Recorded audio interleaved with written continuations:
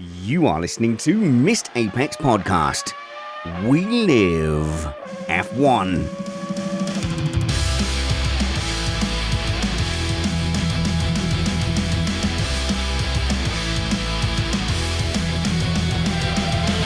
Welcome to Missed Apex Podcast. I'm your host, Richard Reddy, but my friends call me Spanners, so let's be friends. Happy New Year, and welcome to the second of our winter panel topic specials, where people from our varied crew of varying talents, looks, and competence come and join us in the shed to say hello with their topic of choice, and then we get to meet them a little bit because they are, on the whole, apart from Kyle, fantastic people that I want you to really get to know and follow on their social medias. So today we are joined by Jonathan Simon. Hello, Jonno. How's it going, Spanners? This podcast is going to be fun, and it's good to be back for Missed Apex. Haven't been on for a month. It's good to have me back. I like it. That's quite good with Missed Apex, where, you know, you're a real person with a real job. You're a reporter for actual news in Australia, and we don't take too much of your time. So most of the panel kind of drop in once a month or so. Yeah, 100%. And for those that know me, I do live in Cairns at the moment and work here for the news. And there was a cyclone and some major floods this week. So it was been a pretty dramatic week to cover for news and report on. But that's something we'll touch on a little bit later. Okay, just so you know, I understand all of those things sound very, very serious, but the topic of saving the World Constructors Championship is far more important, obviously. So what's the topic you're coming in hand with today? Because we've got some help in the background as well, but it was you that came to me and said, we need to focus in on the constructors. Yep.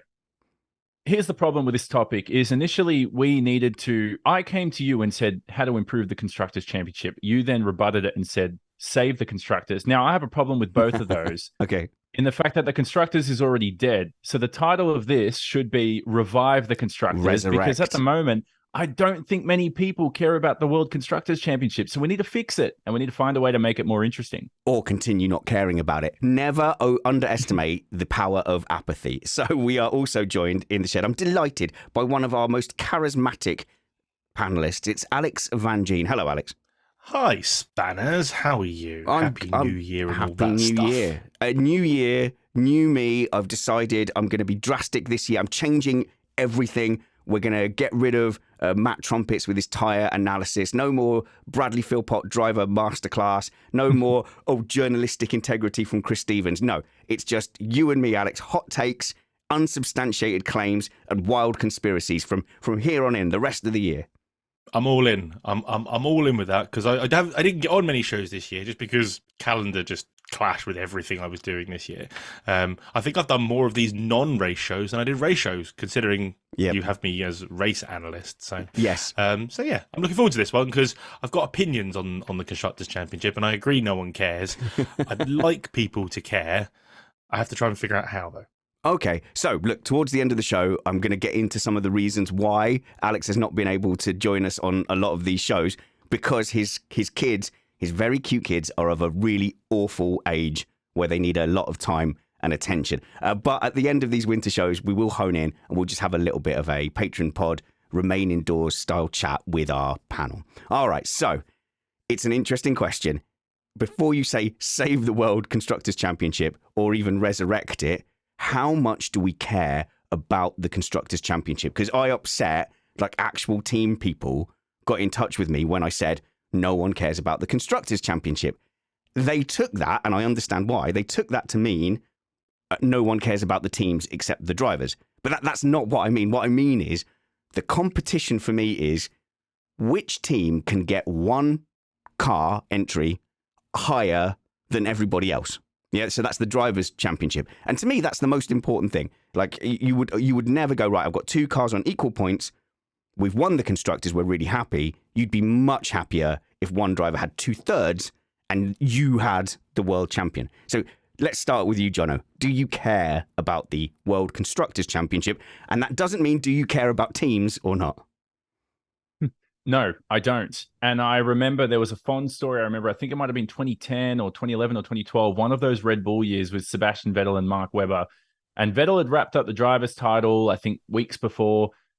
Mark Webber had crossed the line and Christian Horner's come on the radio and said, Mark Webber, we've won the Constructors title, yay! And Mark Webber's gone, great, awesome, see you later. Nobody cares, not even the drivers on the team who won the championship. And now that's the problem. And that's been like that for over a decade. Now, that was a decade ago. Now, do I care about the Constructors Championship? To answer what you're saying, no. And the reason is the way the sport's been marketed to me growing up personally and to all of us is the Drivers' Championship is the elite. It's what matters. It's what's thought about first. The Constructors' Championship's always been an afterthought. Now, we can delve into those problems a little bit later, whether it's building attachment to teams. For example, Ferrari's been around historically. People want Ferrari to win a championship. Haas has been around for 7 years. Are you going to be attached to Haas winning a championship? Maybe not. No. See, this is the thing, Alex, the attachments. I mean, when you and I are arguing about drivers or teams, we have a lot more arguments between our fandom of drivers because you think George Russell's good and you inexplicably think Perez is good. Yeah, so some of our biggest arguments is who can upset the other one the most by pointing out the flaws in their driver's performance. We've got a great friendship, haven't we? It does sound toxic when you say it out loud like that. So, but we never have that argument about, Williams and McLaren, and I sort of, they're my teams, if you like. Same. And this the whole thing. So I think the biggest problem with wanting to care about the team's championship, and I do want to care about the team's championship. I cared about Williams doing well. I cared about McLaren doing well because they're not manufacturers. And I think the biggest problem is you have a manufacturer come in and they're just the big evil.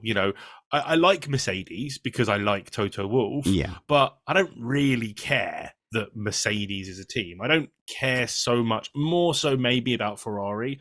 Red Bull feel like a cold manufacturer team, and that's probably why I don't care. I'd care more about the garagistas, as Enzo Ferrari used to say. I'd care more about those guys because they're the plucky underdogs, and us Brits love a plucky underdog. Oh, we do. We love like a Frank Bruno. The more losses, the better. But Harry. Or know what I mean, Harry? See, this is how I know I'm old. I say that to my kids, know what I mean, Harry, and they haven't got a clue what I'm saying. And Jonno in media hasn't got a clue what we're saying either. So that means we're nearly dead, Alex. But no. if say I'm a Hamilton fan, you're a Russell fan, Alex, if those two drivers went, right, we're off to Haas, we would find ourselves quickly drifting towards being, quiet supporters of Haas. We're much more attached, Jonno, to the drivers. And I think you're right, it's from the way F1 has marketed it. So I don't think we're wrong necessarily. I think F1 has always pushed the Drivers' Championship as much more important. And I was watching the NBA the other day and I go, why do I want this team to win? And that's because the way it's marketed. A team wins a championship. It's not, LeBron James, the best player in the world at certain times the last decade, won the scoring title. So he's now all of a sudden great. That's his title. No, it's about the team winning a trophy. In Formula One, the way they market it is going, Max Verstappen's won this Drivers' Championship. Yay, he's great. And it's, like I said before, it's an afterthought of the constructors. So the biggest problem here is we need to find a way to build attachment to teams. Now, one thing I've got to mention, Spanners, before we go into all these ideas is I've got a yardstick and a rule. And any idea that we come up with today, especially Alex Van Jeets, is our yardsticks are no idea can be worse than what Bernie Ecclestone suggested, I think in the late 2000s, his medal idea, where he said, the Drivers' Championship is decided on medals. So if you win, that's gold, second silver, bronze, and all that. And that's how it's decided. That was an awful idea. Lucky it never went through. If we think the idea is worse than that, we scrap it. It's out the window. We can't use it. And here's the other thing. My question to you guys is, do you feel the sport is designed against team play? Yeah. Because like I said, when you watch basketball or when you watch football, when you watch any other sport out there in the world, you want teams to win. Yeah. In Formula One, you kind of want the team to rip each other apart. You want the teammates to not get along. So that's why you can't care about a Constructors' Championship. You hear much more that your closest rival is your teammate. That's like the leading line that is ever talked about when it comes to Formula One. And that's the way the drivers do feel, especially when they're fighting for a championship or they're fighting to keep their spot in the team. Because if you're in a position of a Haas driver, if you're Kevin Magnussen and you've got Nico Hulkenberg coming in, the last thing you want is for Nico to do a better job than you, which is why Kevin is under so much pressure at the moment because he got beat by Hulk, who'd been out for 2 years or whatever he'd been out for, and had his subs and super subs and stuff. So it's a really difficult situation to play because that's the way the sport advertises it. The sport needs to talk more about the teams, and we talk about the Bernie Ecclestone thing of the medals. For me, it's the opposite end of the spectrum. Every finishing car should get a point because then it means you do accumulate points. You don't have to, you get like Yuki Tsunoda, who was really consistent, finishing 11th loads of the time, but got hardly any points. Yeah, because he was just one position outside the top 10. If you give it to every finishing driver, then that actually works out a decent amount of points, and then the teams can really fight, and then you can actually get invested in a team battle. Okay, so look, I think definitely want to get into the point system. It feels like a slight tangent away. So before we get too far into the points, I think this idea that the way everything is set up discourages a real sense of team play, and it only works when there's nothing really on the line. So at the moment, Fred Vasseur is making a big deal of, Leclerc helped Carlos Sainz by holding up Norris in one race. Yeah, because there's no title on the line. 100% that doesn't happen if there's a title on the line. Daniel Ricciardo and Max Verstappen used to get on really well and do loads of social media stuff together because, again, they were on the rise, not fighting for a title. Sergio Perez and Max Verstappen seemed to get on really well, especially towards the end of the season, because there was no threat. So there was no immediate threat. But the second Perez looked like a threat, like Monaco in qualifying, at that time, we forget that he was actually quite competitive before he 100% on purpose caused a yellow flag to give him an advantage over Max Verstappen. So it kind of only works when there's nothing on the line. When there's a reputational thing on the line, you suddenly see it changes. So George Russell is a great example of that. His career is now going to be defined by how well he does against Lewis Hamilton in 2024. That's how much there is at stake. How on earth can you do team play? And Mercedes as a team in 2023 was a disaster. They took loads of points off each other. They hit each other 3 or 4 times. If Mercedes are the only team that can compete with Red Bull next year, let's say it happens. Yeah. I don't think it's going to happen, but let's say it happens. If that's the case, and you have a competent George Russell, a Lewis Hamilton up against a Max Verstappen, and Perez does as well as he did this year, Max will win again because the points that Lewis and George will just take off of each other, there will be no quarter given between them. It's and that'll just be brilliant if you're a Max Verstappen fan or a Red Bull fan. But if you want to see a fight at the front, you'll just see the Mercedes boys screwing each other over. And can I add to that quickly this reminds me of 2007 with McLaren. It was the perfect situation where Alonso and Hamilton stole points off each other, and then they lost the championship by a point. They should have walked that championship. Yes, in an illegal car. It. But we won't mention the illegal car. But the point is, back then, I remember watching F1 going, this is great, McLaren versus Ferrari. You could go on fan forums when I was on the internet and sneaking that in, and people are having internet arguments with each other. And as you know, nobody argues on the internet, so that was a world first. Yeah. So, in this situation, I go, how can we change? I would prefer, and don't get me wrong, I would prefer the sport the way it is now, where we're with the tension and the drama of drivers fighting for a title and not worry about the team thing. But also I came up with a very wacky idea in my head, and I go, okay, how can we keep that driver thing but still support a team? You want this to appeal to people. The other day I was sitting in a pub and somebody who never watches F1 is like, I drive a Mercedes, I'm going to go for them. And I'm like, well, why don't we have a car for every manufacturer? Have a Lada team, for God's sake. Have like Toyota, bring them back. They haven't been back for 14 years. So bring car manufacturers. That could appeal to people. Hey, maybe bring fast food restaurants that people go to. Team McDonald's, KFC. Who the hell knows? They've got Red Bull. They tried this a long time ago I can't remember what the series was called, but they used football teams. They had these V12 single-seaters, and they had football teams. A guy used to race with, a guy called Craig Dolby used to race for the Tottenham Hotspur team. I remember this. But it flopped because no one cared. So I prefer to have teams named after my favourite betting platforms, and so I'm always betting in Australia, which is why I'm supporting Stake F1 team. next season. Well, You mean Sauber? No, Stake F1 team. And actually, you know, I'm a big fan of streaming platforms as well. So I'm just hoping, you know, there'll be a Kick F1 team at some point as well. I'm a big fan of Stake. So. It's just, but it is when a team brands itself, like Sauber is branding itself, that makes it really hard to support a team, doesn't it? Like that is just basically feels like ripping the soul out of any semblance of getting behind them. So, yeah, I mean. When was the last time Sauber were actually Sauber? Ooh, okay, well. 2014. Was that when Perez was there? It was fairly recent. White and black? Yeah, it was relatively recently. That wasn't Oh, recently. you're saying... No, I swear it would have been 20... Well, what were they in 2015? 2016, around then it would have been. So at least like 6-7 years ago. Middle-aged men Googling things. A long time. Would you like to listen to us typing and Googling things, listeners? Thanks for that, Alex. Thanks for that question we can't answer spontaneously in an improv and informative style.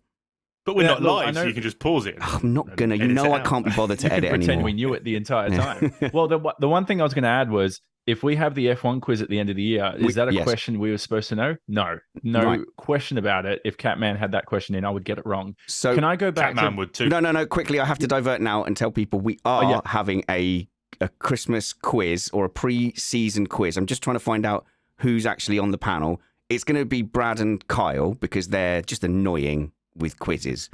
Like, they know all the things, don't they? So it'll be Chris Catman Turner, who you heard on the Christmas episode, and it'll be Brad Philpott, Jules Sagers, who's very knowledgeable, and Kyle Power, who just seems to, anything he knows, he retains and he remembers. And then the fourth person on that quiz is going to be me. So I'm just going to get humiliated because I can't recall things. But we are working on a system where we're going to do it live, and you will have an app on your phone so you can play along in real time, and that will generate a winner from people listening on the live stream. So should be fun. All right, sorry, Jonno. No, I like it. I'll tune into that more than I would for a Constructors Championship sort of battle, like we did for the last race of this F1 season. So nice. Back to Van Geen's idea about the points. I agree about changing the point system, and here's the reason why. My next idea to try and improve and add some spice to the Constructors Championship is, why don't we have penalty points?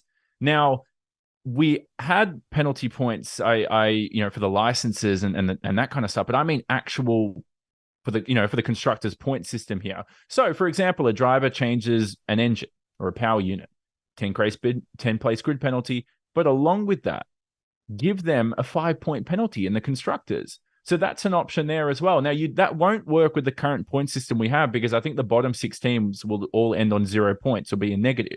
So what you need to do is increase the weighting of the points. Like, the winner gets 250 points instead of 25, for example, and you get points all the way down to P20.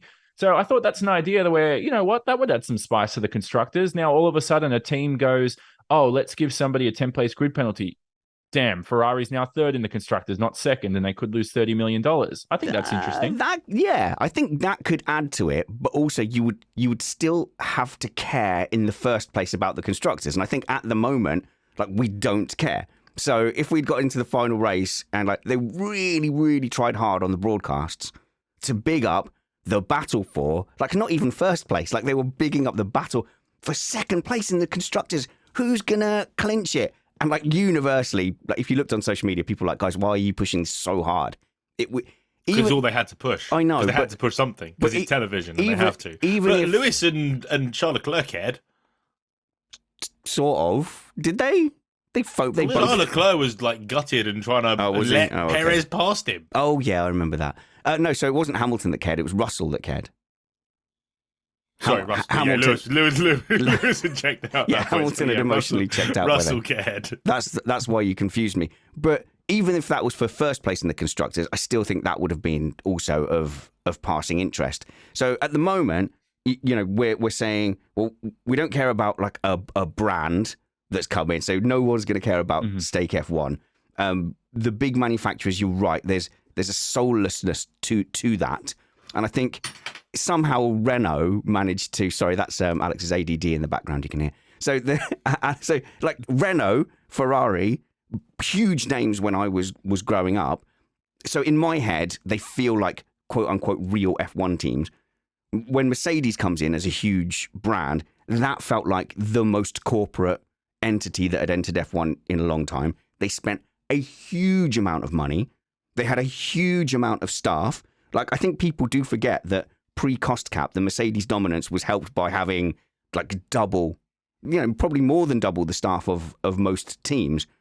So as much as I like Toto Wolff and the drivers at Mercedes, it's very difficult to really attach and say, well, I'm a Mercedes F1 fan. And also, I know Colchester United aren't going anywhere because that ground's, it would be a hassle to get rid of the ground now. And there's a whole, there's restaurants around it. But Mercedes could, at a drop of a board meeting, could just leave F1 and go. I think that makes it hard. Yeah. Where are the teams? The teams from when I was growing up, they're all sort of gone now. So where's BMW? Where's Toyota? I can't go. Oh yeah, I'm a lifelong Toyota fan. Oh man, I've got a Jaguar F1 tattoo on my chest, and now they've gone. Yeah, you had the same thing with the likes of, it was always the plucky teams, the Ligiers of the world. Even when those three new teams came in, it was an exciting battle to see which one of those three would win out of those three, because it felt like a separate championship. So it makes such a difference when there is a personality to the team. And I would say I like Mercedes, but I'm not a Mercedes fan. I'm a McLaren fan. And it's hurt for the last however many blooming years it's been that McLaren has been exactly 10 years been fumbling, and that has really hurt. And I've loved the resurgence of them this year. Okay, it's great they've got two drivers that I like as well, which really helps, but I always like to see Williams do well. I'm glad Williams have an Alex Albon who could actually do something in that car, even if it is only a practice session. Okay, so here's something key then. I'm thinking back to when I was a kid growing up. I would be a supporter of a driver because they raced for Williams. Now, I'm surprising myself here because I don't think there's any team now where I would go, even Williams, I wouldn't be like, oh, I am now a Sargent fan because he's driving for Williams. But, in the before time, definitely, the fact that Coulthard appeared on the scene and was a driver for Williams, that was a big deal. That immediately made me want to wish him well. But I don't feel like that exists anymore, especially in the sort of franchise world where the names just get, swapped over. Like we could end up with McDonald's F1 team Sauber at some point. Could you imagine how ugly that car would be? Yellow and yuck. But the difference is as well is they're not none of the teams are attached to a town or a place, which is why football works. Most people who live in where I am, north of London, that kind of thing, are Tottenham, Arsenal, Chelsea fans. But when you say that you don't support a team because you support a player, when I was a kid, I used to play left wing and I was a Ryan Giggs fan. And I really like Ryan Giggs because I can't really say that these days, but I was a Ryan Giggs fan and he played for United and I supported United for the entire time that I watched football. I always got asked the question, what if Ryan Giggs left? Luckily, I didn't have to answer that question. But by the time he retired, I was an adult and didn't care about football anymore. Okay. So I think not being attached to a town or a place really has an effect on who you support. Can I add to that quickly, which is the way the sport's designed, like I said, is for a driver, for the driver to do well. And think of it like tennis. Like when you watch tennis, you watch singles tennis. Serena Williams won, or, Andy Murray or Novak Djokovic. You don't go, who won the doubles? Nobody's fussed about that kind of stuff. So here's what I think about this, right? You're not going to have bus F1 racing where you have a person in a driver's seat and a bus full of 20 people wearing their seatbelts racing, waving themselves and egging each other on like it's team sport. That's just not going to happen. I think the way the sport's designed, like we said, is for the circumstances to be against the Constructors Championship. I think it's dead. Can we just confirm that? Can we confirm that it's dead? It's not being revived? And can we just come up with ways to make it more interesting right now rather than to save it? Because I don't think this can be saved. Oh, yeah. So we can't make people care about the constructors when fundamentally the sport isn't built around that. But I just want to emphasize that doesn't mean we don't care about, the teams. I do very much care about the people in the F1 teams, especially the ones that DM me juicy information. But we rate that success by who can elevate their champion, their driver, highest up the table.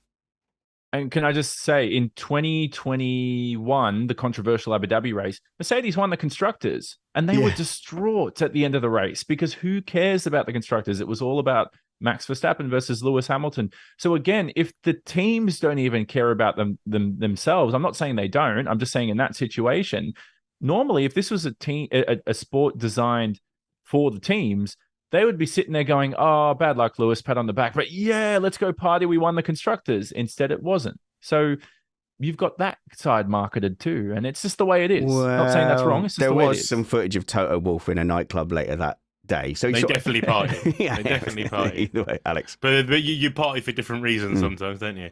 I think also part of it is the broadcasters could do more. The broadcasters could do more to shine a light on the people in the teams, what they do, who they are. You know, we hear nothing really about the amazing work they do in things like pit stops. You know, those how many people are in a pit crew? 20 now, 21 people in a pit crew, something like that.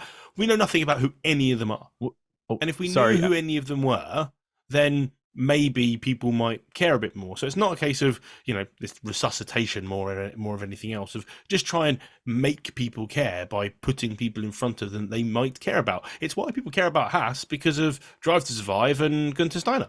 Okay, but wait a minute. Yeah, I was going to say, like, do you want to put that pressure on, like, Derek on the front jack? That there's, like, trading cards and trump cards? And you're like, you think they're not under pressure? Well, no, they are. But you think they're not in a pressure cooker environment? It would be even more. Obviously, they've got to want to do it, but if there was kids at home who were like, okay, Derek Front Jackerson, lifting skills 97, and they're like, he's the worst front jack man in the whole game. I don't know if we're ready to put those guys under that spotlight. Remember, Haas were on the verge of a good result early one season with Romain Grosjean.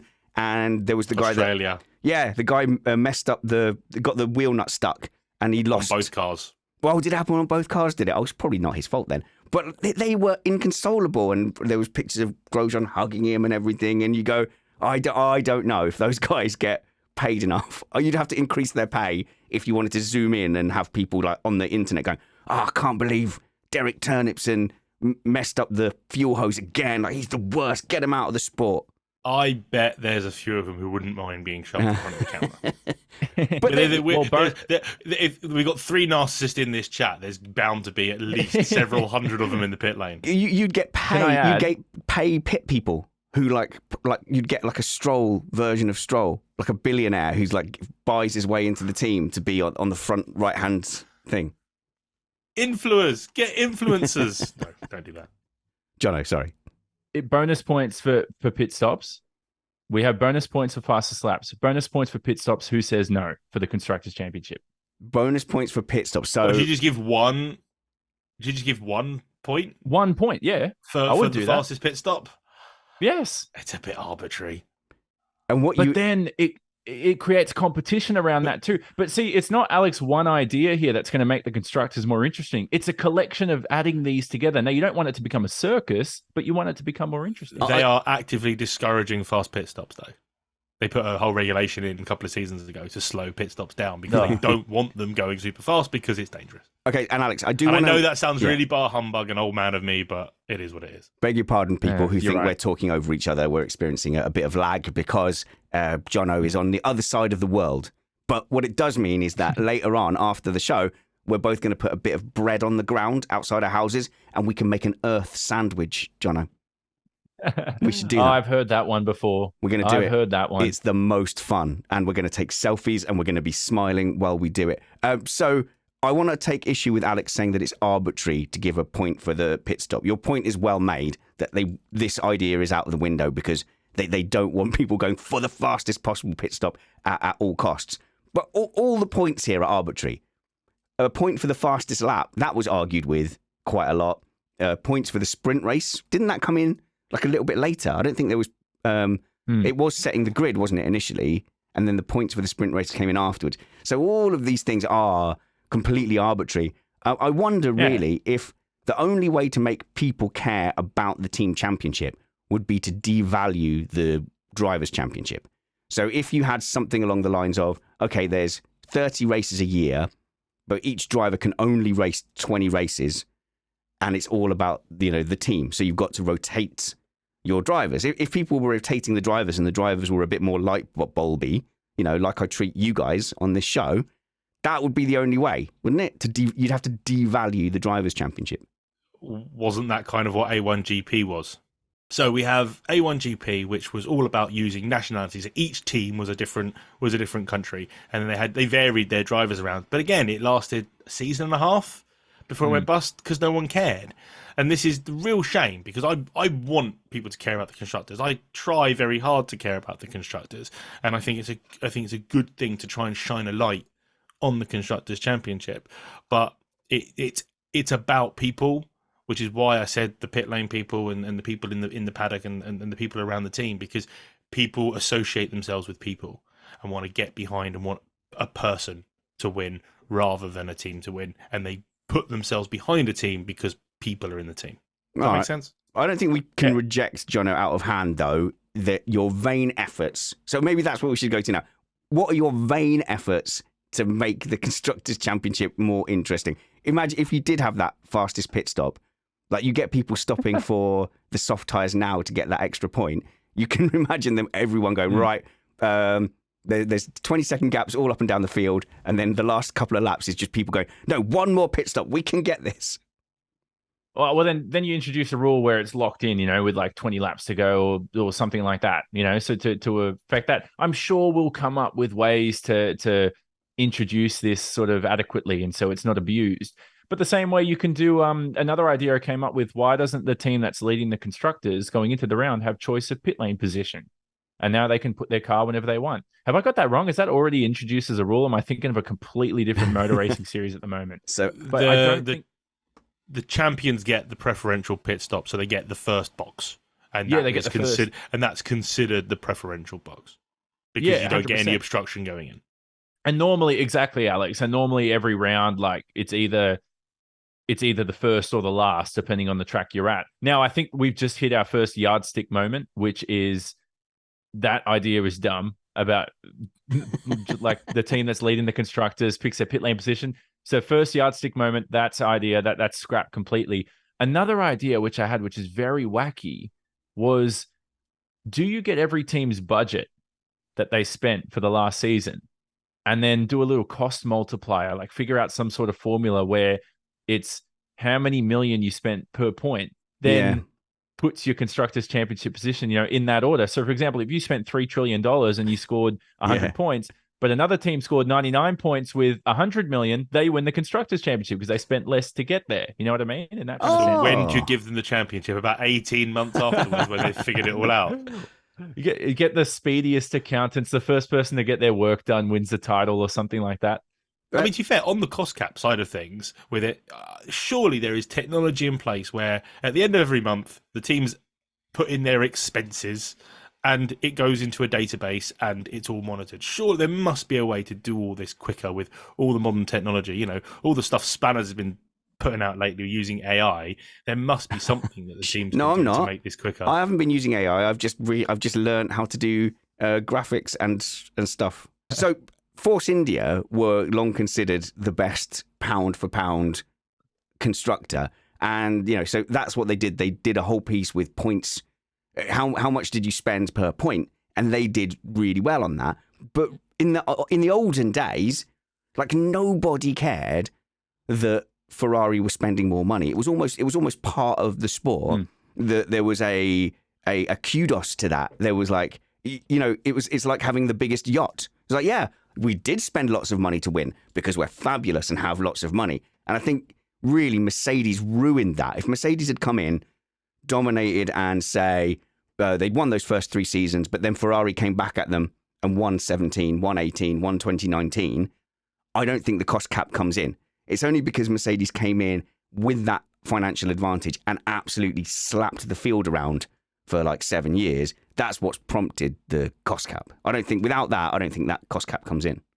The cost cap had been trying to come in for a long time. It's why we got the bottom 3 teams. It's why Williams struggled so much, because they were like, right, okay, we're going to have a £40 million budget. That's what we're going to base our team around. And then it never came and they just fell down the order. So I think that was kind of happening anyway, but it probably didn't help. But when you say people didn't care that Ferrari was spending money, people who supported Ferrari didn't care that Ferrari was better. Oh, yeah, if you were a Nigel Mansell fan or a Damon Hill fan and a Williams fan, you're like, how are we supposed to compete when we don't have that kind of money? There was a point as well, I think, it was 2010 Germany. Does everybody remember when the Felipe had to let Alonso through at Hockenheim? And there was that full controversy with team orders.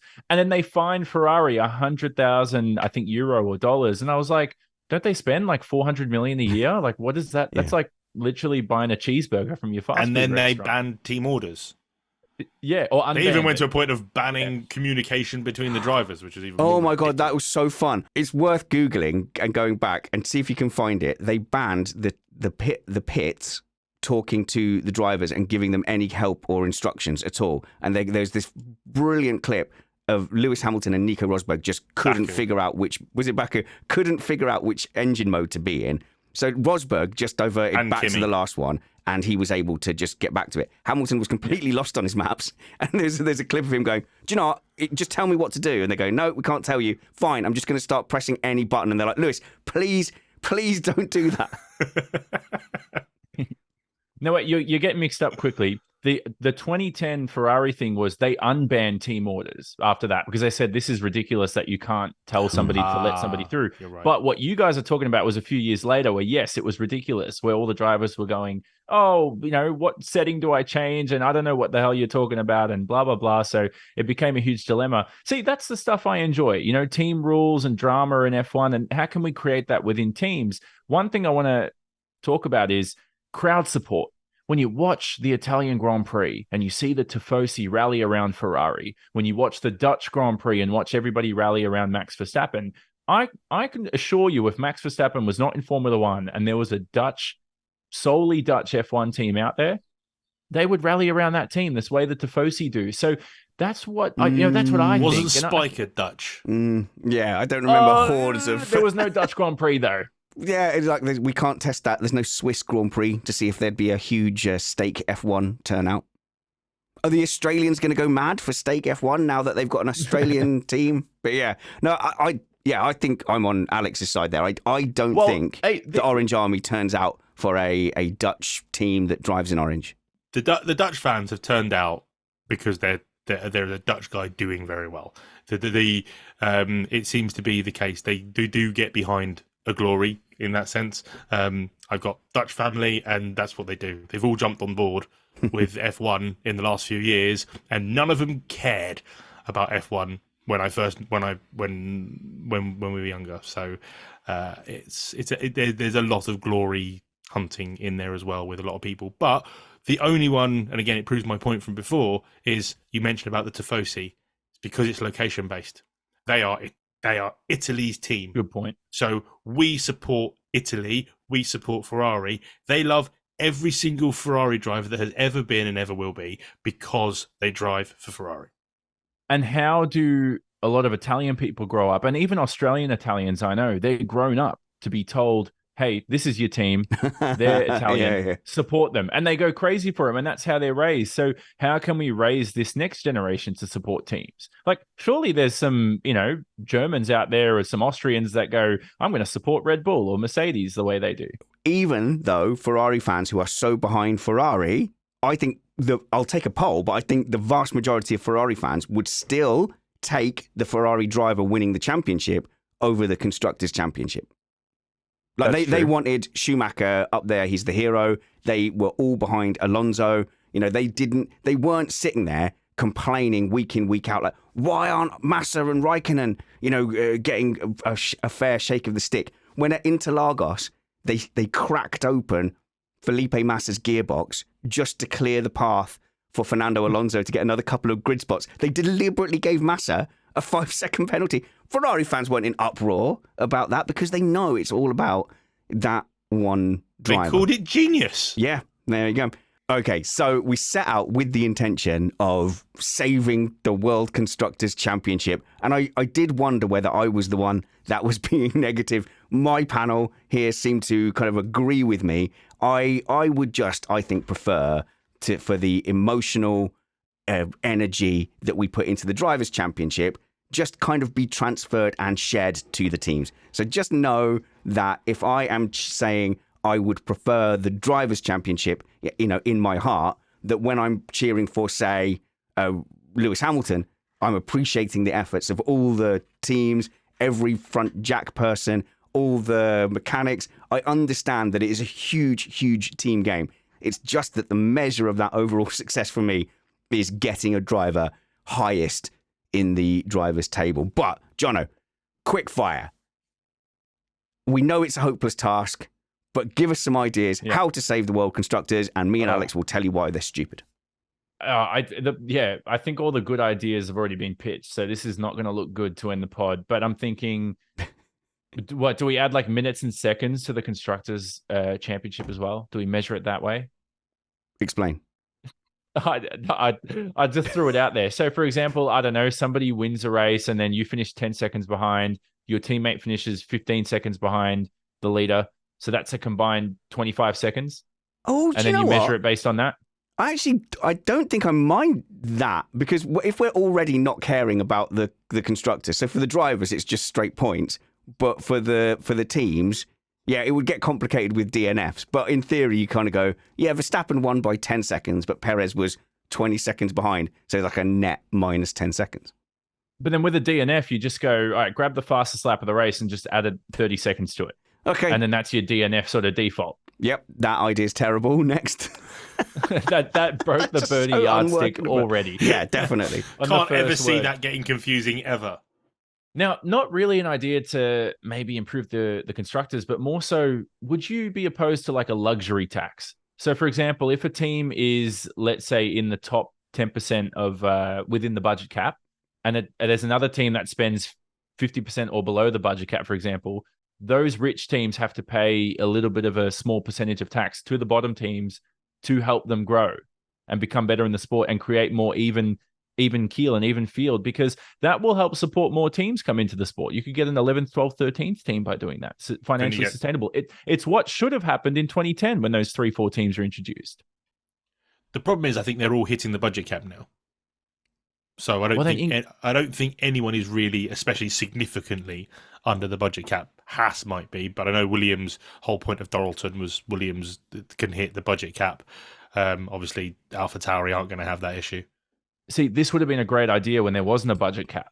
Yep. And then you might not have needed a budget cap. Okay. You know what I mean? Because what happens with a budget cap now is you're limiting growth amongst everyone in the sport, because no one can spend as much as they want, and now you're sort of condensing things. Whereas why don't you just have a luxury tax where you start paying the bottom teams a little bit more, they grow, everyone else grows because they get to spend, and now the whole sport pushes itself forward with spending. I don't know, maybe that's a bad idea, but I just thought throw it out there. Well, in the before time, we had the opposite of that. So the prize money is structured so that the better you do, the more money you've got, and in theory, that would have been the more money you've got to spend going forward for the next title. Where that kind of broke down was, it wouldn't have mattered if Mercedes had a season where they finished fifth, because they're not relying on that prize money to then go forward and develop their car. They've got Daimler in the background. There's no fair prize money distribution, Spanners, because Ferrari got all the money every year for the last 20, 25 years. Yeah. They notoriously took more money from Formula One in the 8 years that Mercedes were dominant than Mercedes did.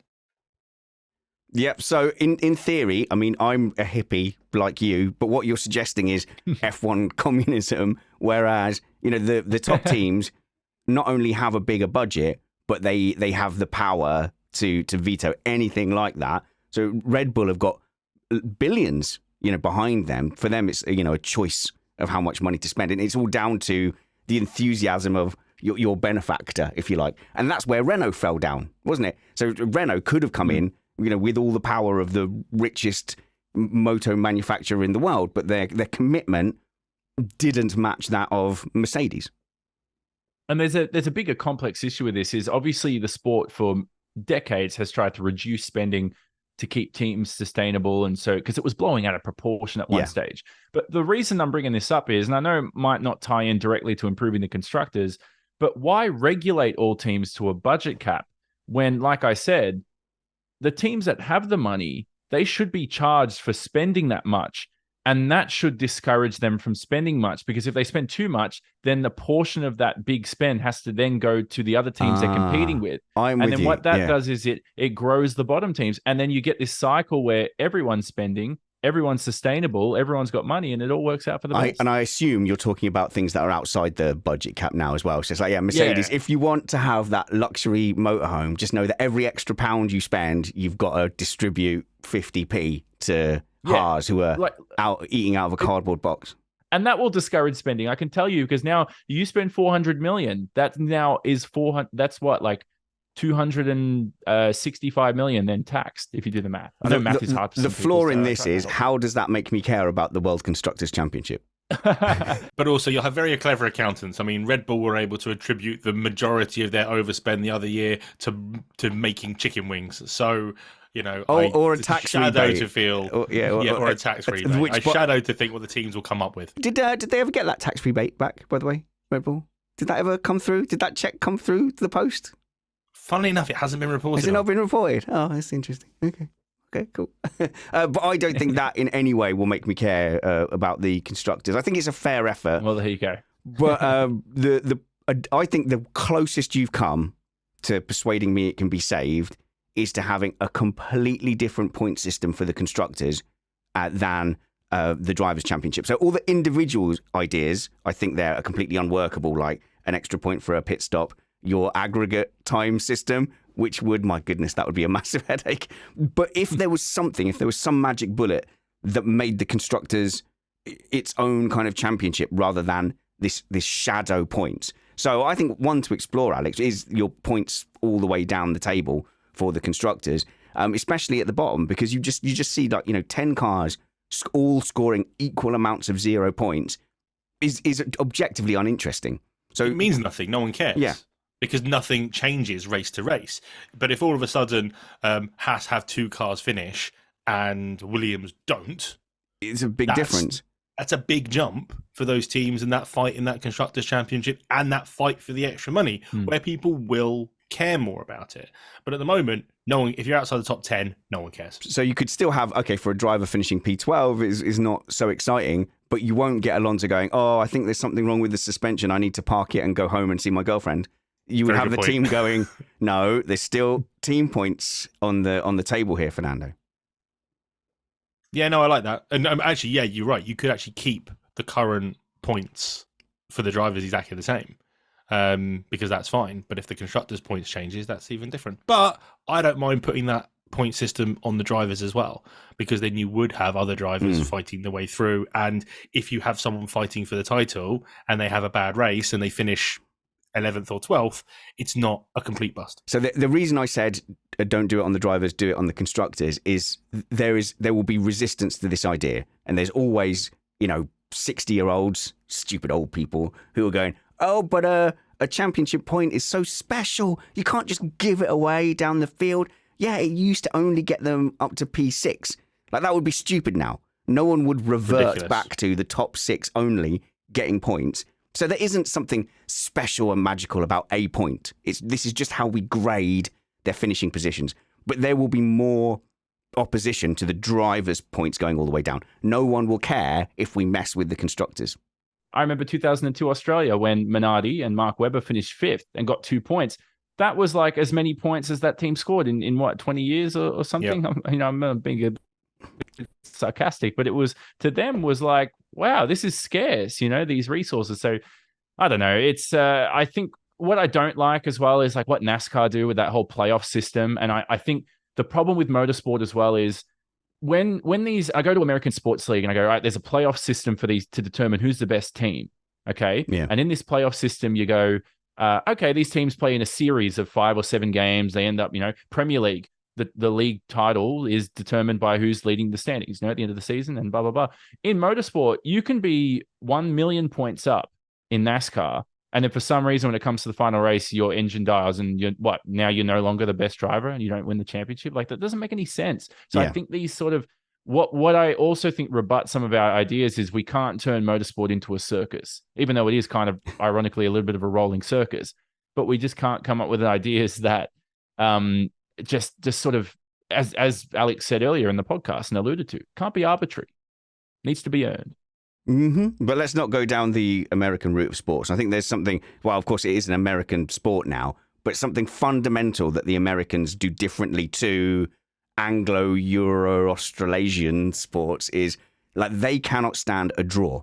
And this is something I've had to really get my head around, especially with the DTS fans that have come in, love them, and with the stuff I've done on The Ringer, speaking to broadly like newer American fans. They abhor a draw. So American sports, you can't tie.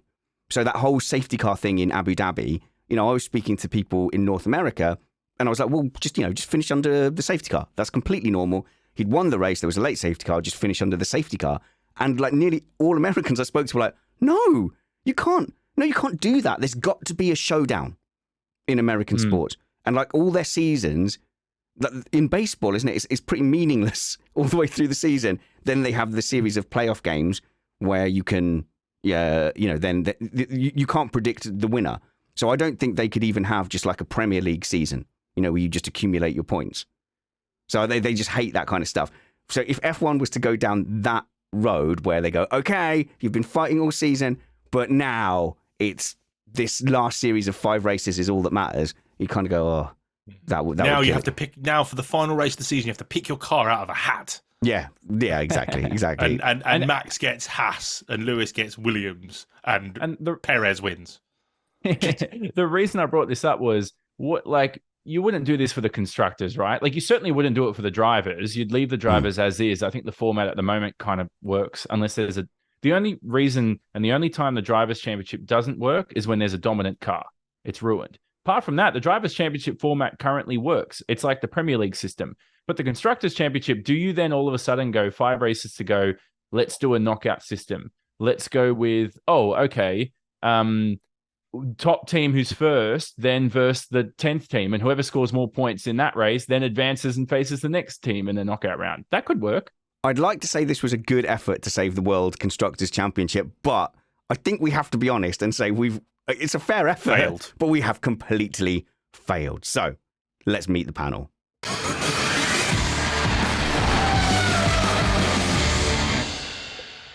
I don't want you to feel bad about that, John. I think you came in with fair prep. And this is what I really like. I like when people turn up on Missed Apex. You've done research, you've got a structure, and you've gone, right, I'm going to put it to these people. And then we've kind of just been mean and gone, no.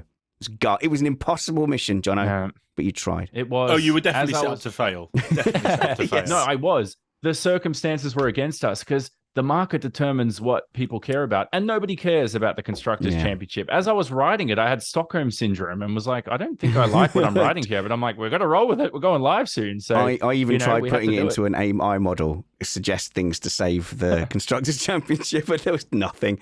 So even our future robot overlords don't know how. But I want to get chatting to the two of you, very much in different stages of your life. So me and Alex are in and this is why Alex hasn't been on a lot of shows this year. We're in that stage. I'm just getting out of it because I've got my kids are teenagers now, so they're somewhat more independent. I can lock myself in this shed, and they will eat food.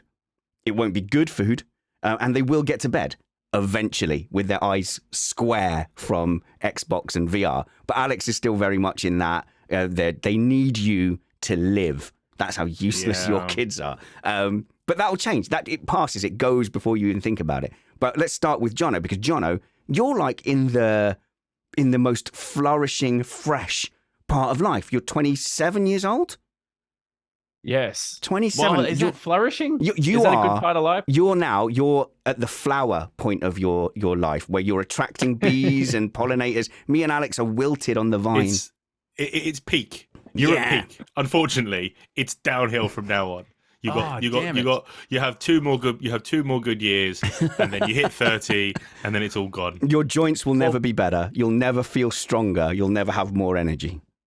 I remember when people were telling me when I was like 17, 18, finishing high school, going, make the most of university years. And I did. And now I look back at it and go, wow, that was a great time. I could just go and study and then go and party and then come home and then just chill and then go to work. And now it's like, all you do is work. It's all you do 24/7. You're just working all the time. But are you though?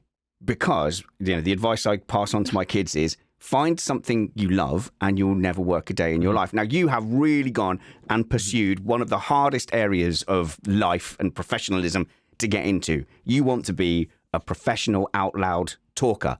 And at the moment, like, what's your job at the moment? You're working in news and you're a reporter, and you're a good reporter. Oh, well, thank you, Spanners. I'll take that humbly.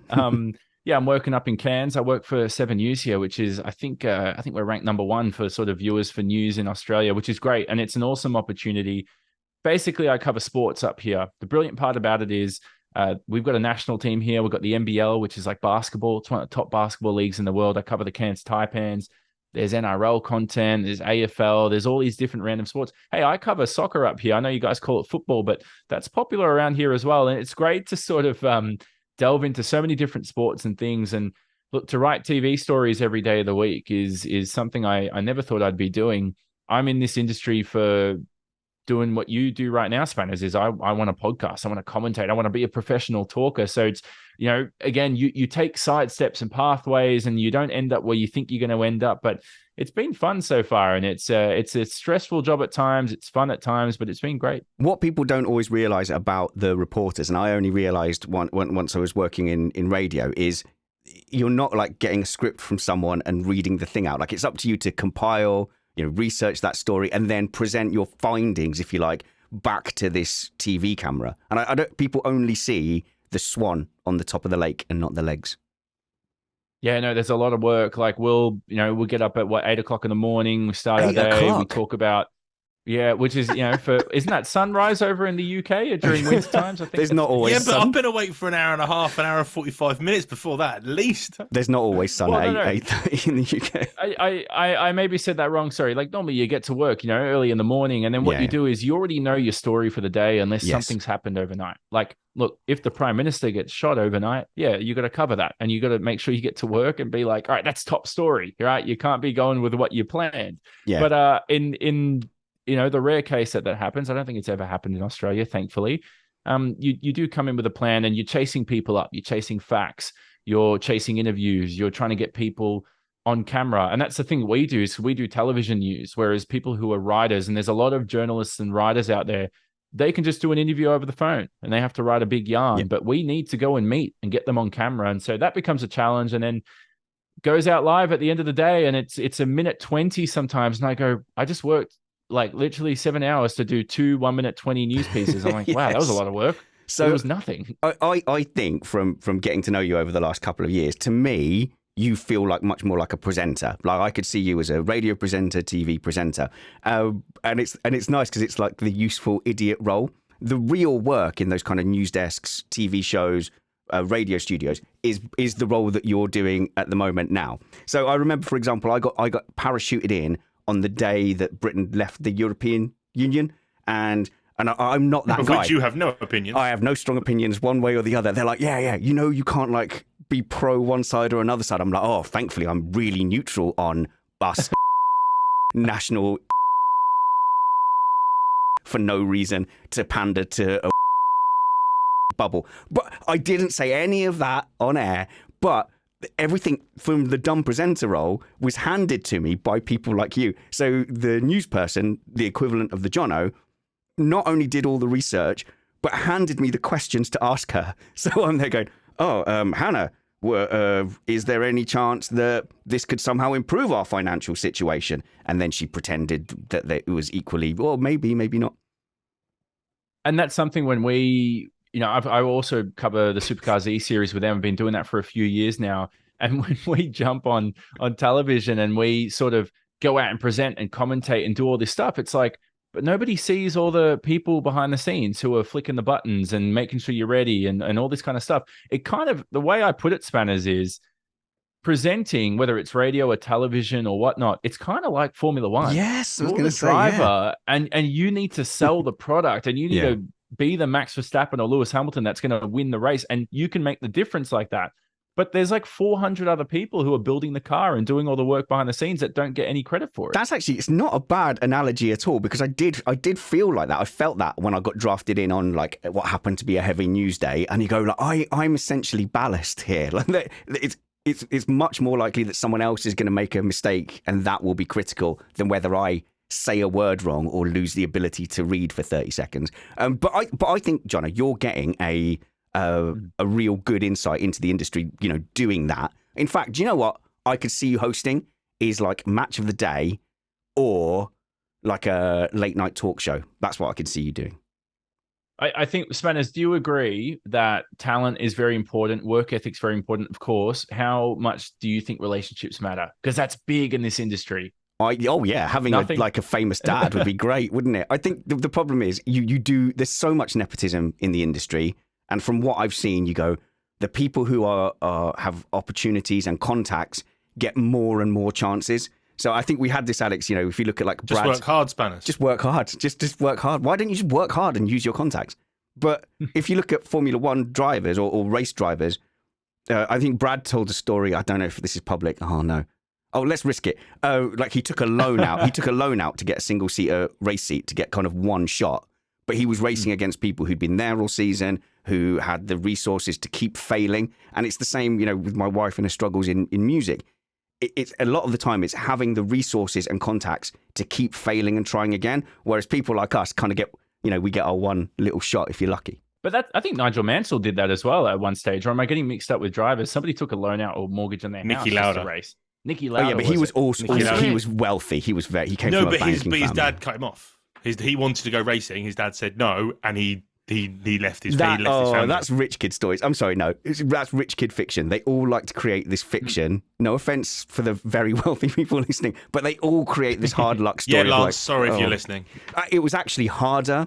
The amount of times I've heard this, it's actually harder having an uncle in the industry who can introduce me to everyone. It just puts so much pressure on. Yeah. I'll take the pressure. You give me the contacts. We'll swap. No problem. Here's something about TV that people don't know is I actually find the broadcasts or the podcasts or whatnot to like 3 people, the hardest ones, and the ones that are on big television and tens of thousands, if not 100,000 people are watching is the easiest. I think the challenge with those ones with viewers is the biggest challenge is perfection. You need to be perfect. And there's some other factors as well involved. But the challenges of, I've done some broadcasts where the budget's been nothing and the quality, you're doing them online, you're not doing them in person. There's all these factors that are just for you to fail. And I find those ones the toughest. There's not much information out there, so you're doing more information hunting. But then you go on these big television broadcasts and things are handed to you. Like you said, people are doing work. There's more budget involved. And I kind of go, oh, this is like having this is the analogy. It's like having a great car. You have a race-winning car and you go and win a race. But I feel like those low-budget broadcasts are like, how can I win in a Williams, for example? Yeah. Well, a lot of the podcast world is transmitting to dozens of people. So I tend to not tell people how many people are. I never mention the audience figures because I think I've made that mistake once before. Billions. Well, it was a couple of shows ago. I just looked at the stats and I said to everyone on the panel, I don't know if you were on this one, Alex, where I went, I've just looked at the stats and 95,000 devices have downloaded a Missed Apex in the last month.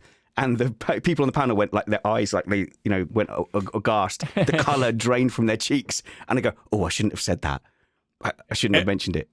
Everyone I talk to in the real world, when I mention I'm on a podcast, I have to mention the numbers. Otherwise, because if I say I'm doing a podcast and it's to a couple of hundred people, they don't care. But when you say that it's quite big numbers, like the 90,000, or you put out the figures at the end of the year, it's like 2 million. Yeah, 2 people million, go, oh wow, okay. Oh, it's a podcast. Yeah, and that's about the same. That will end up just over 2 million downloads overall over the course of the year. So, but Jonno, to be honest, I just have a mode. And it's always one person talking into the mic, and that's always what I can control. So it's interesting to hear you sort of have a difference, if you like. I think the main difference is how much do you have to sort yourself. So if you're in a studio and literally all you have to do is put your fader up, I'm much happier then. For Missed Apex, I'm doing audio monitoring, video switching, all that, managing all you idiots in tech. Alex, close your window. Alex, pick the pen up. Alex, no, don't headbutt the mic again. Haven't headbutted a mic in a really long time. Okay. I dropped a metal thing on the table before. That's the worst I've done for a while. We had a podcast once, man, where I think we both hit our mics, I think within 10 minutes of each other. So we make errors every now and then, we crash into a wall and then have to make a pit stop, change the front wing. Point is, I do admire one thing about radio presenters is I remember when I was doing university and they chucked me on radio and I'm like, this is like, what am I doing here? I'm like, it's like having a steering wheel. All right, the F1 analogies are going to continue for the rest of this podcast. We're locked in. Imagine having a steering wheel with all these buttons and you're going through a rouge and you're trying to talk and you adjust. That's crazy. Whereas on TV, somebody's doing the levels for you. Yep. You sit there and you do your job. And I think that's with the beauty of TV, it becomes easier. The problem is TV, you kind of sometimes, maybe it's controversial saying this, you sometimes just got to be born with, not a head for radio, that quote. But I can't tell you for how many years a big challenge being in Australia is if you're trying to make it, especially in a sport like Formula One, is I remember doing I did sim racing commentary for 7 years. I haven't done it for a couple of years now. Well, I've done supercars, but that, we won't talk about that. Basically full-time sim racing commentary for 7 years and doing 3 a.m. broadcasts to 6 a.m. and then having to go to work or something like that. And doing that on a regular basis, weekly, sometimes twice a week. And I remember doing it in my first couple of years when I'm at uni. I'm like, this is not too bad. Then when you try to couple it with work and more commitments as you get older, and you're waking up going everywhere with black eyes, and I'm not the only one to do it. There's many people out there, but that's the tough struggle. I think one thing about Australia is, as big as our country is in the land, our population is not that big, and there isn't a market for many things in sports. And a lot of those limited jobs go out to former athletes or former drivers and that kind of stuff. So it limits the trained presenter, I feel like, to take on those presenter roles. Yeah, well, for me to break in and do anything to get even at the minor level I have had to work my full-time job, be a parent, and then work another full-time job working on my skills, developing podcasts, working for free. It makes you better. Wow. It makes you much hasn't better. Worked, has it? Yeah. Hasn't really worked. Hasn't advanced me much. But hey, that's like, who was the guy who presented, now this might challenge you guys. He passed away recently. The one who presented not The Price is Right. It was a game show in the US. Oh, I've lost the name. Anyway, he didn't peak till he was in his 50s. He didn't get his first big role. Sometimes you just don't know. I'm not planning to live that long. But Alex Van Geen has lived a long, long time. And from the glamorous world of TV and reporting, we go into the world of everyone's house has to be warmed up, Alex. And you are, I will say, you're a sales executive, basically. And you're a very good one. You are one charming turnip. And you are amongst the panel, Jonno, you might have noticed that everyone else except Alex has some kind of communication. So TV reporter. With Brad, it was his coaching and his communication. Chris was a journalist in Formula E and his PR communication. Matt is a performer and he was a blogger. Jules used to be an F1 journalist as well. So Christian is a radio DJ. Everyone on Missed Apex is there because I rate them as communicators. I have no idea what Alex does. Alex has none of those things. I don't remember how Alex got on the show. And here's an interesting thing. I've spoken to lots of people who are friends with you. No one can remember how they became friends with you. You just appeared. Yeah, because I'm a robot. I'm just a construct. I'm just implanted. No. So, I mean, I've been in sales since I was a kid. So it was the only job I've ever done. I didn't go to uni and all that kind of stuff because I knew I wanted to do sales. So I didn't need to go to uni and do a business degree. I attempted a business course at college, and they were actively teaching us stuff. They go, this isn't going to be in the exam and isn't used today. And I'm like, why am I wasting my time? So I went and got a job. But yeah, no, so it's always been interesting. The story of me joining Missed Apex was because I had just become a dad, and I was looking for something to listen to that is dad related, and I found Dad Hub, which was a passion project, I think, for Spanners and Matt, where they were just two dads who wanted to talk about something without their wives won't listen to. Yeah, and so about being parents and being dads. Very slight tangent on that was that me and my wife were doing a podcast, but we just kept falling out over it. So like a lot of the episode just wouldn't finish. They just cut off suddenly because she'd get all pissed off and she'd be like, "Oh, what shut up, idiot!" And then she'd walk off. So then it was me and Tony actually as well. We just went, well, being a dad's horrible as well. So we. But anyway, yeah. So yeah, I'm glad you found us that way. I'd forgotten that. Yeah, so that's how I found the show, because then you guys talked about an F1 podcast. You're like, I like F1 too. So I started listening, and wherever you guys were good on the technical stuff and what was going on and the analytics, you fell down quite a lot on the racing side of things. Sure. Oh, yeah. And obviously, I've been karting since well, I say since a young age. I've been karting since my early 20s. And I was often going, that's not quite accurate. That's not quite how it works in the real life. Yeah, that's right. Yeah. And you had somebody on the show who knew me funnily enough, through Brad, through BRKC, which is a series that Brad used to run, and said, oh, actually, this guy's a legit racer. So have him on. I mean, I can't imagine how you'd respond now if somebody messaged you and went, you know what you're talking about, let me come on and talk to you. I've done go-karting before. But okay, so to people listening, it doesn't sound like much to kind of go, well, I've been racing in karting regularly, or I'm a sim racer. But honestly, the people who are out there doing regular karting championships, sim racing championships, or owner driver things, like our friend Sam with his Peugeot 206 championship, like that gives you a legitimate insight into racing that I didn't have. So then I started karting with you guys and doing Missed Apex events.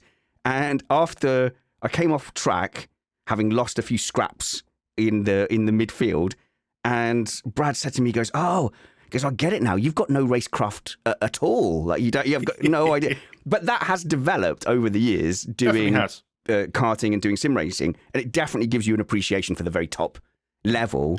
And this is why I encourage everyone, go and play a game, go and do a sim, go spend 25 quid at your local kart track. Like, it will transform your appreciation of the sport. Yeah, because you often get comments on, oh, well, you've never driven an F1 car before. So yeah, racing is racing. The cars just get faster. The thoughts of, so I missed that. I was going to say, have they driven an F1 car? These people saying that? What, is Lance Stroll messaging you that feedback? Yeah, exactly. Nope, not going there. So the art of wheel-to-wheel racing, the strategy behind how to put a car around a track following the racing line doesn't change from series to series. You know, a tin top might be you got to take a slightly different line through a different corner, but the philosophies are the same. Can I add as well, and I can't stress how important even sim racing, let alone real go-karting is, because go-karting is pretty expensive. Not many people want to fork out the money to do that. But jumping on iRacing and learning how the world's best do it, it's not about this fancy equipment and this massive sim rig. Now, not a lot of people know this about me, that I was, at one point, yours truly was one of, set a few records back on iRacing, world records, let me say. Oh, Mr. hello. Simon. Yes. But anyway, I'm just kidding with the arrogance. Earliest crash.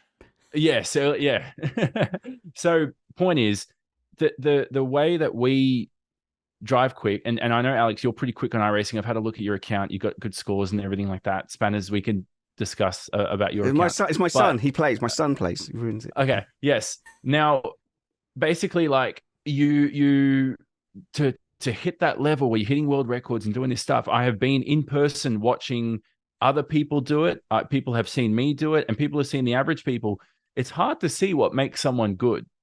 And it's like smooth driving, and somebody, for example, just like, you know what I mean? It's like 0.2 of a second quicker on the throttle. It's like, you don't notice that when you watch on TV. Whereas like if it's football and somebody kicks a strike from halfway and you're like, wow, not many people can do that. Anyway, I thought I'd go off into that tangent. That's the value you bring, Van Gene.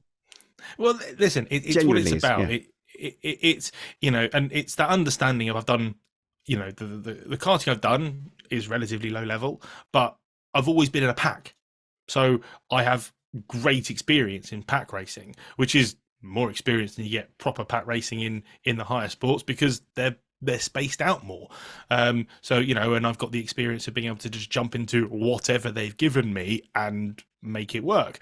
Now moving into, I can't believe I'm moving into this phase in my life when it comes to karting. 3 years ago, I'd given up on karting. I hadn't, until the middle of this year, I hadn't been in a kart in 3 years, and I got the opportunity to do the event with Spanners, and then actually got the opportunity for the first time in my life to have my own kart.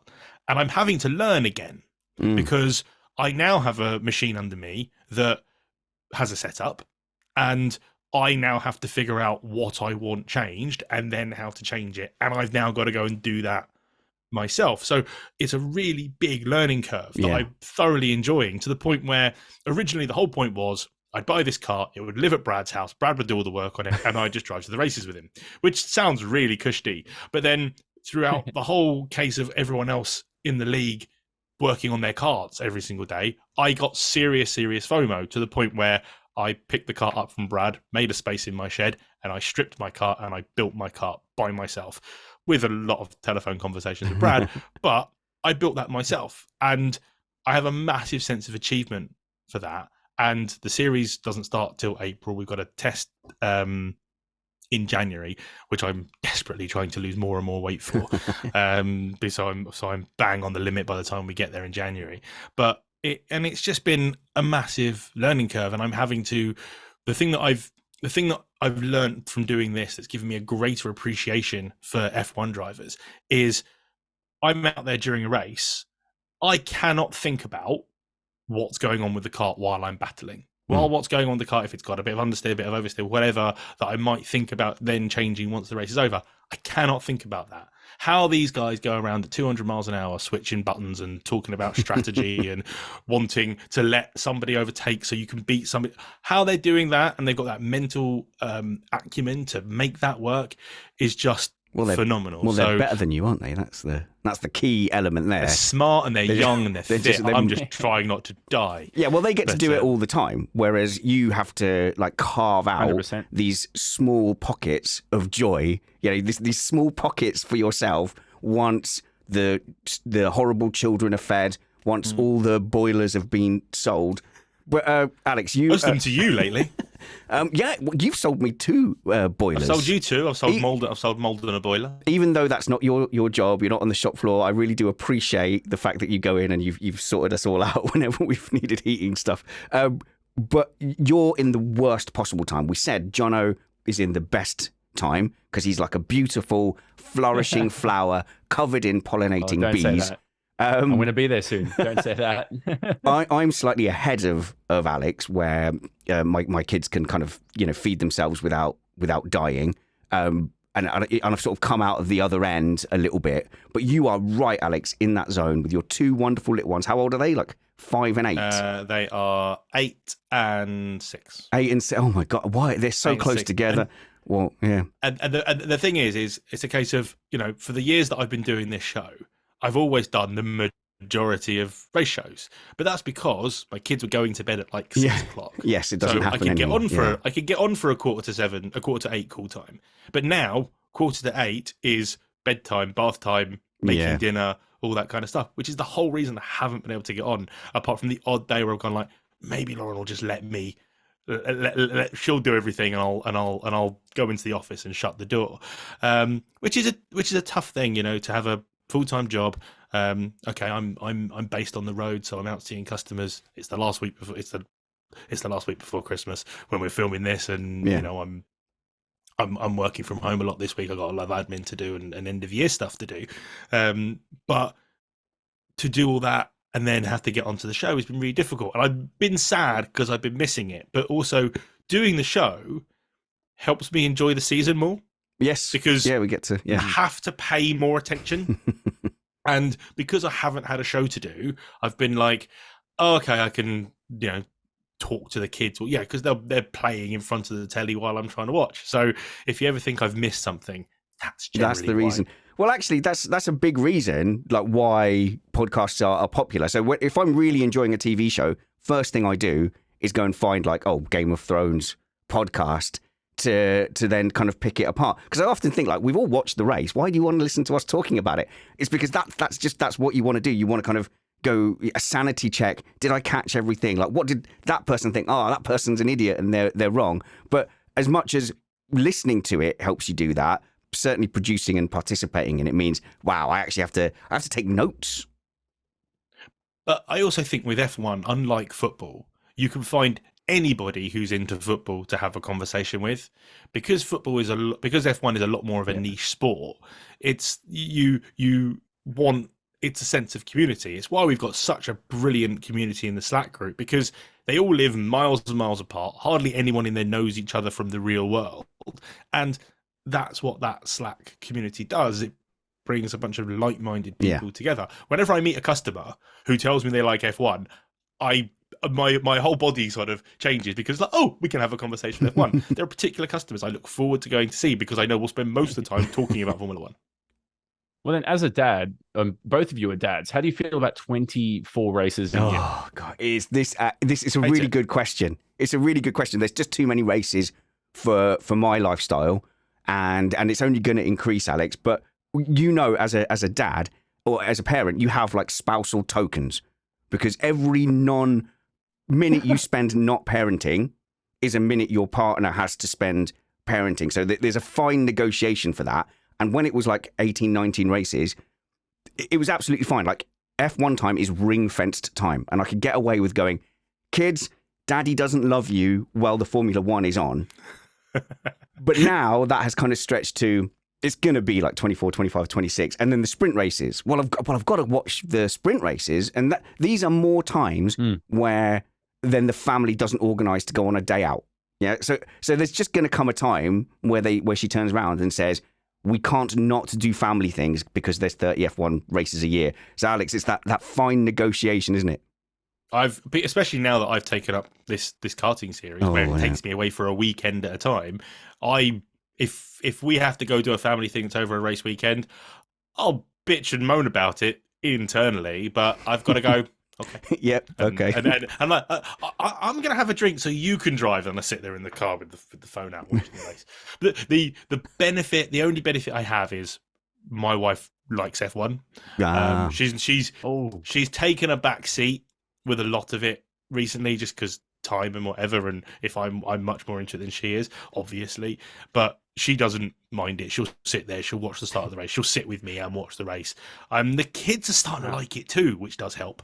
One of the early races recently, I came downstairs in the morning and both kids followed me downstairs very shortly after. Can we watch the race with you? I'm like, oh, that's nice. That's nice. My boy went through seasons of just he stopped caring, but now he's suddenly back into it this season.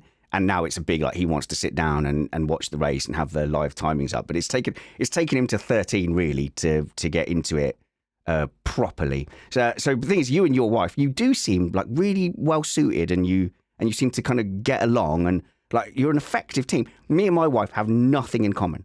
She has never sat and watched a whole Formula One race.